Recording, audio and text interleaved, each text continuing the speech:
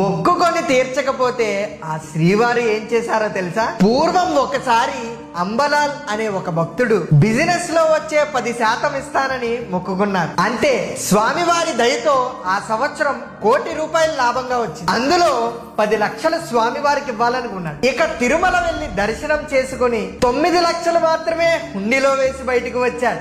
బయటికి వచ్చి చూసుకోగానే చేతికి ఉన్న వజ్రాల ఉంగరం కనిపించలేదు.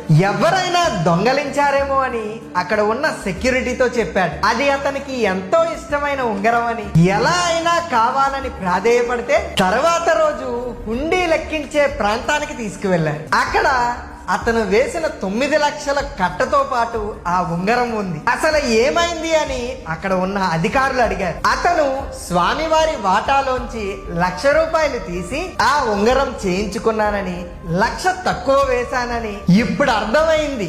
ఆయన వాటా ఆయనే తీసుకున్నారని అని చెప్పాడు. ఇంకెప్పుడు నీతో పరాచకాలు ఆడను స్వామి అని దండం పెట్టి వెళ్ళాడు. అది ఆ కలియుగ దైవం ఏడుకొండలవాడి పవర్. కింద ఉన్నవాడిని పైకి తీసుకురాగలడు, పైకి వచ్చాక పెరిగిన అహంకారాన్ని తొలగించగలడు. ఓం నమో వెంకటేశాయ. జై శ్రీరామ్.